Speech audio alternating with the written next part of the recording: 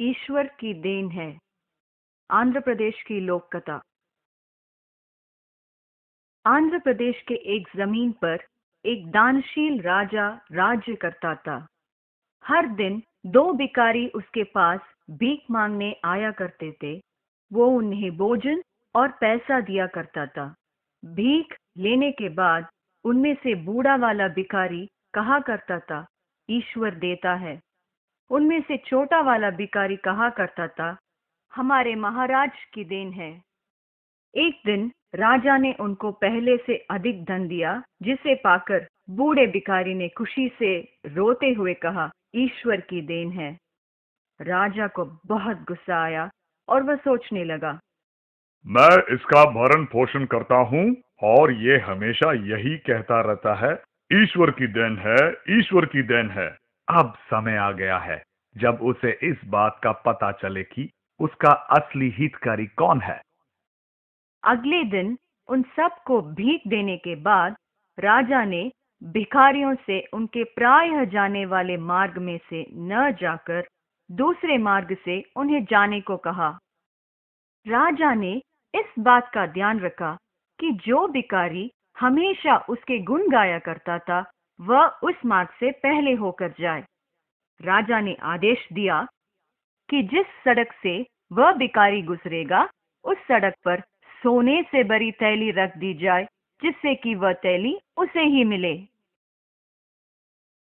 लेकिन जैसे ही वह भिखारी उस सड़क से गुजरने लगा, वह सोचने लगा कि राजा ने उसे उस मार्ग से जाने को क्यों कहा। शायद वह चाहते हों कि मैं इस एकांत मार्ग का आनंद उठा सकूं। सचमुच ये काफी सुंदर और चौड़ी सड़क है। इसमें तो आंखें बंद करके चला जा सकता है। और उसने अपनी आंखें बंद कर ली। परिणाम स्वरूप वह थैली को देख नहीं पाया। दूसरा भिखारी जो उसी के पीछे आ रहा था, उसने उस थैली को देखा और उसे उठा लिया। आज का दिन मेरे लिए बहुत ही शुभ है। ईश्वर ने मेरे लिए इनाम भेजा है।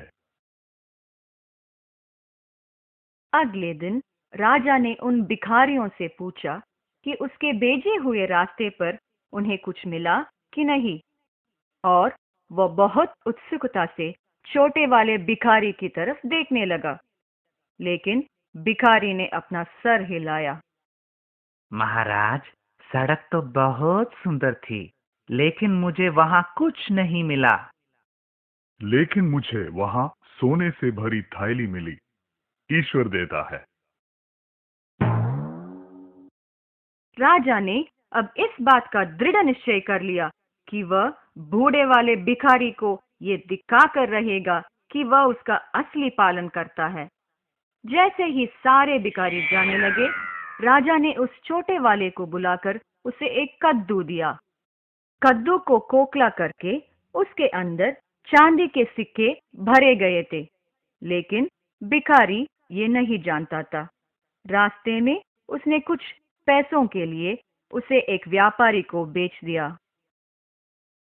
अगले दिन राजा ने उन भिखारियों से पूछा यदि कोई महत्वपूर्ण घटना पिछले दिन घटी, और वह बहुत उत्सुकता से छोटे वाले भिखारी की ओर देखने लगा।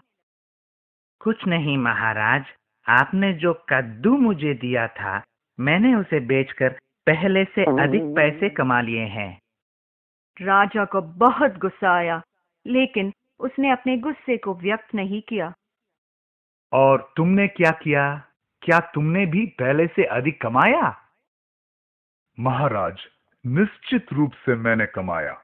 जैसे ही मैं एक व्यापारी की दुकान के सामने से गुजर रहा था, उसने मुझे बुलाकर एक कद्दू दिया। जब मैंने उसे घर ले जाकर काटा, तो मैंने उसे चांदी के सिक्कों से भरा हुआ पाया। जैसे मैं हमेशा कहता आया हूं, ईश्वर देता है।